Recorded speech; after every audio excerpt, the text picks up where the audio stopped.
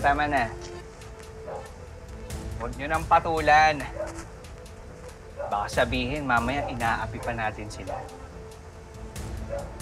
Ikaw, kilalanin mo kung sinong pinapangga mo.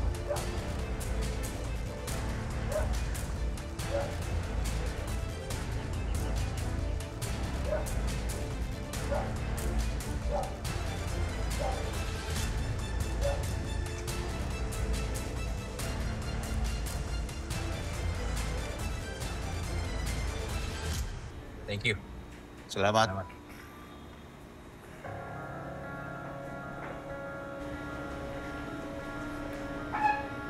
What a small world.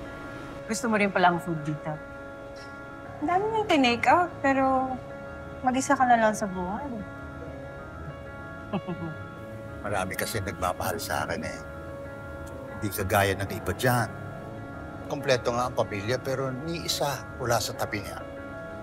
Talaga ba? Marami nagmamahal sa'yo?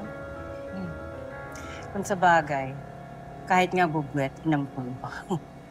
Kung minsan, kinakatakutan din ang bugwet. Pero ibahin mo ko, hindi ako takot sa bugwet. Dahil ba ahas ka na kumakain ng mga walang kalaban-laban? Pero hindi naman lahat ng oras na nanalo ang ahas. Kung minsan, naiisahan din.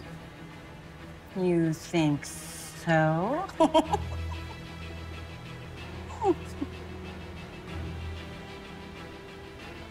Wala ka rin kadaladaha, Eduardo, no?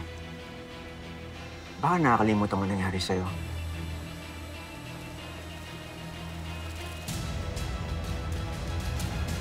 Tara na, sir.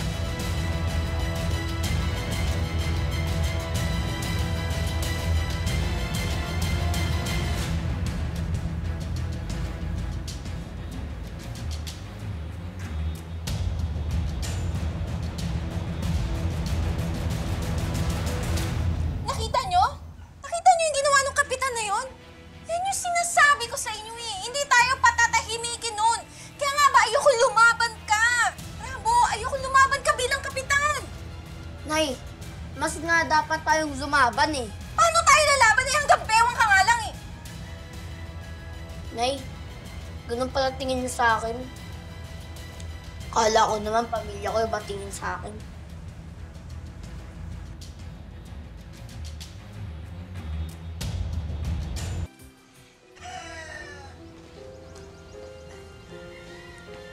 Anak, hindi naman sa ganon. Pasensya ka na kung nasabi ko yun. Naniniwala naman ako sa'yo. Naniniwala ako sa kakayahan mo. Pero pwede ba, sa ibang paraan mo na lang gamitin yun. Huwag na sa politika. Nay, masaya po si Kuya sa pagtakbo bilang kapitan. Yun po ang gusto niya. Pero hindi rin natin masisisi si Nanay kung ayaw niyang tumakbo si Kuya. Kanina ko rin naramdaman yung takot, lalo na nung atakihin nila si Tatay. Parang nagbago na isip ko. Huwag na lang kaya natin kalabanin si Kapitan. Oh, ano ka ba?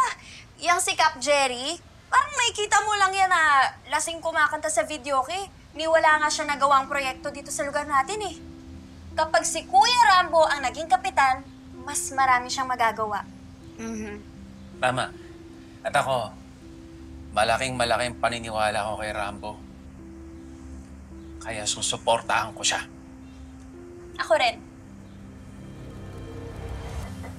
Magandang araw! Sir Eduardo! Sir Mayor, tuloy po kayo. Sir, dito tayo. Pasok ko. Sige, sige. Meron pala kami mga dalang pagkain para sa inyo. Ay, naku sir, nag-abala pa ho kayo. Sige na, tanggapin nyo na yan. Pagsasaluhan naman natin yan eh. Sige ho, salamat ho. Ay, dito na lang po. Oh, Gregory, Salamat sir. na paano yung kamay mo?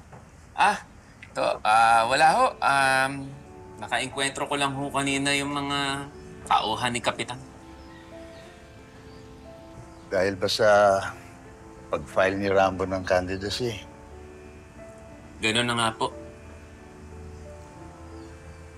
Hindi na sila nag-iba sa amo nilang si Esmeralda. Pero huwag kayo magpapasidak. Lalo lang kayong tatakutin. Pinapangako ko, hindi ko kayo pababayaan. Lalong-lalo na si Rambo. Mamamatay muna ako bago nila kayo gawa ng masama. Tuloy ang laban para sa barangay Liwayway. Tuloy ang laban! Tuloy ang laban! Mabuhay si Kuya Rambo! Kapitan Rambo, tuloy na. Talaga. Ayusin ko muna yung pagkain. Yes, sir. Matatalo na natin si Kapitan Jerry. Sigurado ako magiging mas magaling na sa kanya, diba?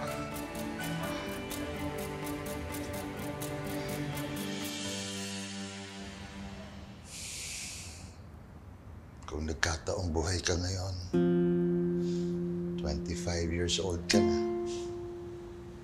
At kung nagkataon din, patatakbuhin kitang kapitan ng barangay natin. Happy birthday in heaven, apo ko.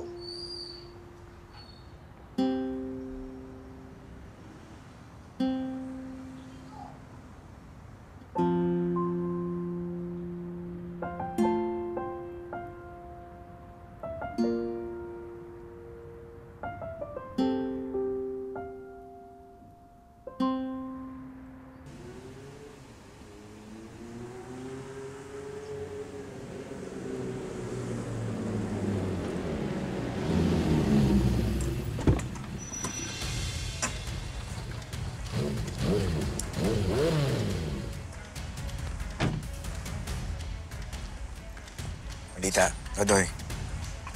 Diyan nakatira yung sinasabi ko siyang target natin. Huwag kang mag-alala, boss.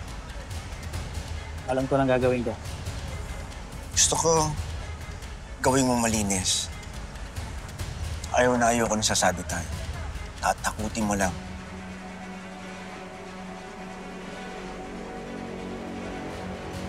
Nay! Halika na! Para sabay-sabay tayo! Yan. Yan ang target sa sinasabi ko sa'yo. Bata? Hindi na bata yan. Mukha lang. Sige na. Gawin mo na yung sinasabi ko sa'yo. Bala.